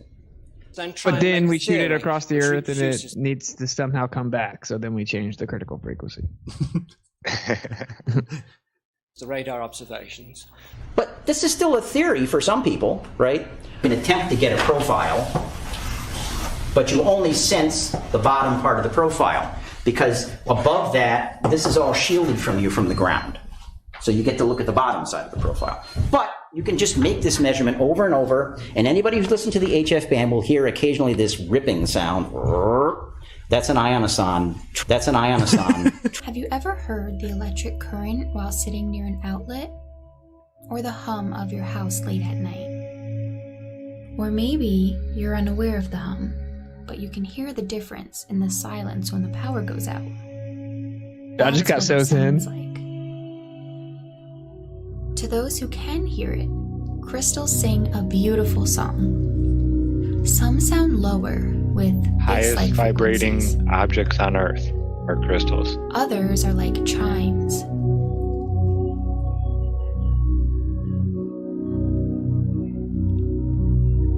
The sound is amplified when surrounded by dozens of crystals. Triggering once every few minutes and making this plot. There's one at our observatory, in fact.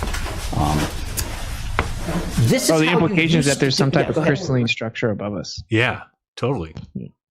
Vertical polarization.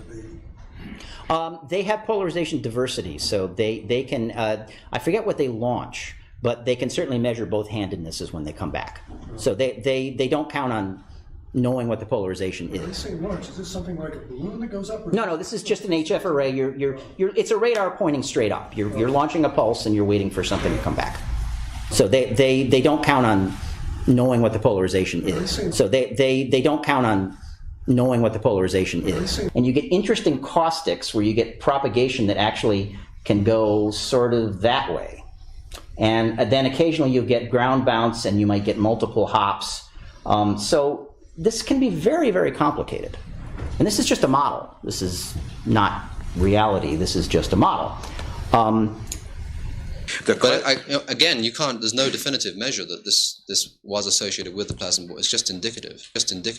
But on rare occasions, we see the average nighttime temperatures are. Oh, this is a great part right here. Watch this. Daytime temperatures, and this, of course, is a little bit surprising. What does cause that? Yeah. This is not reality. This is just a model. You made a statement that it seems that photoelectrons lose their energy more efficiently in the protonosphere in winter than in summer. Now, it sounds almost like hemispheric chauvinism. Now, listen, because this is another one of these things that we're finding, that the North and South are indeed quite different when they should be opposites but the same. He's going to explain it here in a second. No one ever thought the Earth was flat, though. It sounds almost like zero. Hemispheric chauvinism, but it should be, because when it's summer here, it's winter at the other side. So maybe you can explain that a little bit. I have no ready explanation. I asked Chung Park to explain why he sees more electrons in the field tube in winter than summer. What's that? What did you quote him as saying? If he measures the total tube content, he has at least, maybe you can confirm this, Chung, you have at least one set of data that shows, I think it was 64, a total field tube content which was higher in winter than summer. December versus June. Yeah, northern winter versus... We're really measuring the total content from one hemisphere to the other. So there is really no seasonal difference. The variation is that the total content from southern to northern hemisphere is higher in December compared to June. So it will be northern hemisphere winter. So again, we're finding more things like this that... Yes, it's a sense to explain this anomaly, but I don't have an explanation. Well, yeah, the sun is bigger. It's amazing when you measure it. It's only about like 5-6%. But the sun in the winter, I thought it would maybe be because it was lower in the atmosphere. I think from 41 north, I think the lowest it gets, its highest point that day would be 27 degrees. And it is. It's. And then when I took the picture in June or July, whichever, I did it like all throughout. Yeah, it's smaller. It's noticeably smaller when you take the two and put them side by side. January versus June. Yeah, the sun's bigger in January than it is in June. All right, move on. Nothing to see here. Please disperse. Nothing to see here, please. I don't have an explanation for why it should be so. I think we better move on. Thank you, John. I think we better move on. We don't understand most of these fluctuations in detail. We can measure them now, but we don't have models that can reproduce all of this wave activity. Why do they all talk like that? Isn't it weird? Bro, like, can we get any testosterone on the globe side? Jesus, what do you mean, bro. Bill Nye? Guys, and it's kind of, a lot of people think this is a theory. It's like, dude. Yeah, it's the hall monitors. To me, it it's the seems like monitors. nasally is a prerequisite. This is for about globe 5,000 or defender. 6,000 different geodetic receivers on the ground. These are GPS receivers that are designed to look for seismic activity, but they have the ionosphere embedded in them, so you can pull it out. Excuse me? Wow, cool. Wait a minute. The fuck? We don't understand most of these fluctuations in detail. We can measure them now, but we don't have models that can reproduce all of this wave activity. How many sensors are involved in getting this? This is about 5,000 or 6,000 different geodetic receivers on the ground. These are GPS receivers that are designed to look for seismic activity, but they have the ionosphere embedded in them, so you can pull it out. What does that mean, bro? What does that mean? So seismic underground, and they're saying this is what's going on above your head? They have the ionosphere embedded in them, Like Jack. I said, so you guys use land-based GPS designed for seismic activity, but it has the ionosphere embedded in it, so you can pull it out. That's the dumbest thing I've ever heard, probably, bro. To Professor, how dare you? Where's your credentials? Bro, I mean, I will say, I love talking to people like this guy, though. I would love to talk to him because you hear how he's like, a lot of people still think this is a theory, and we're speculating, and we're basically we're working our way backwards to try to match our models and see if we can make it work. And it's like, that's the honest position. Like an academic would ever be like, we know for a fact the ionosphere is like, no. No, we're working on it. We're the best place we are. We're as close as we can get. Receivers are designed to look for seismic activity, but they have the ionosphere embedded in them, so you can pull it out. Wow, cool. Wait a minute. Oops, I rewind it. Criminally undersampled, because that's the part that people are trying to see if they can make simulation observations connect. And then there's this pesky thing called the neutral atmosphere, which You may remember it's E plus U cross B. Oh, U plus B plus B. Yeah, that's how do I measure neutrals if they don't scatter radio waves? The fuck? How do I measure neutrals if they don't scatter radio waves? Until they need to It's really hard to put a sensor at 300 kilometers and really hard to put a sensor at 300 kilometers and the fuck? Really hard to put a sensor at 300 kilometers and catch Well, yeah, neutrals. They're very, don't they have? Wait, I thought we had thousands of sensors. Yeah, there's like 10,000 satellites right now or something like that. None of them have these sensors on them. It's actually one of the biggest red pills for me when I was looking to the ionosphere, because like we shoot frequencies at like over 400 megahertz, right? Way too far. And they came up with this idea of sporadic E layer, which is like up to 400 megahertz frequency clouds, which doesn't mean like a physical cloud. It's like the electron cloud, just like a region that supposedly blocks it back down, reflects it back down. And I started looking into it. Not one measurement of such a thing has ever existed. They don't even claim it exists. It's merely models. They're looking at cosmic rays. They won't get into computers, computer models, and they can't even get the math to work. Right. So that is 2024 top level, bro. Top level, no measurements, no verification of sporadic E layer, none of that. The ionosphere is like purely mathematical, and they can't get the supercomputers to even make it work. And it supposedly would have to correlate to season, and it doesn't. Well, no, because it should change, you know, it's just like the stars over our heads. We should have a different picture 2,000 years later, but it's the same picture we're looking at. Well, it's the same thing here. You know, I mean, they can't say that all this energy is just coming from the sun. They can't. It doesn't make sense. So they're saying it's coming from all around us and all these things, but that would change too. And it just keeps beating like a heartbeat. But even if it's coming from the other places, it has to also directly correlate to the sun, because they claim solar activity is the strongest source. So it's the strongest, but it doesn't fill in all their holes. But it doesn't work like in reality. It doesn't do that. So, but there is some type of relationship, right? Like the sun does put off what people call cosmic rays and stuff, and like there is a cosmic rays, quote unquote. There is electromagnetic energy coming from the sky. In fact, I'd say it sets you up and down. So like, there are solar flares up there. I've seen them with my own eyes with that Chris's hydrogen alpha double stack solar filter. Oh, on the sun, you mean? Yeah, and you can actually see it looked like the sun was cracked almost. Had a big crack going through the center of it. But they look just like plasma discharges, though. I mean, that's what it is. It's just plasma coming off of it in plumes. Looks just like a plasma discharge. Do you want to try to push over to Rockfin or no? We have like let's go over there because 500. Oh, really? Ear's got his stuff he's going to present, and then I've got some other stuff here too. What time are we at? Oh, we're good. Let's dip like French, I think. We're gonna go over there. Thank you, everybody. YouTube. Go ahead. Yeah, let's really try. Everyone, look, I know it's slightly inconvenient to move over to Rockfin, but we have 470 people. We're dropping the stream in the YouTube. Okay. Can we pull the vast majority of the 400 over to Rockfin, and we'll just finish up the conversation. We can finish off the show with uncensored discussion. Support, just like YouTube just demonetized me. Support shows like this by going over to Rockfin. At least just go watch it. It's set to free. There's no reason not to go watch it. We should be able to get a vast majority of the 472 just to pop over there. Just click on there and watch the stream on Rockfin. All right. Agree. And it's free, but if you become a member there, you are supporting everybody who's there, and they have never taken down a video. So think of the difference between constantly having my videos removed, blocked, censored, whatever they call it when they shadow banned, whatever. At Rockfin, everything is there. Every video I've done in the past 2 years or since I've been on Rockfin is there for you to watch. So for $15, you get that with everybody. Crow 777 and Austin and Mellow Dome, and you name it. You can go on the list. Karen B, Brian Stavely, all of us are there. And by just signing up with one of them, you're supporting us all. So do that. I'm going to grab the link and put it in the YouTube chat. And I'm going to check one more time for the super chats. Oopsie. I might have entered a number at the end of that accidentally. No, it's fine.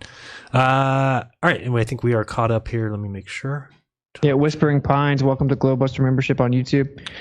And that was the last one. Everyone pop on over. I know I'm being redundant, but I'm watching the number. We're still over 400. Just go over to Rockfin, bro. Think about how lame you're being. We should be able to get to 400 at least over there at Rockfin then. You would think so, because we already had 70 over there. We should have 400 at Rockfin. And I'm just going to say this one more time. I don't even talk about anything but cosmology on my channel anymore, just to make sure we have a place that people can learn about the Earth and stuff without it being censored. And I'm still being attacked. They're deleting videos from years ago. They're demonetizing me, etc. There is no one speaking truth safe here. And we should keep a presence here if we can. But you have to, in order to ensure that these shows don't disappear, you have to go to places that will actually allow them to be there.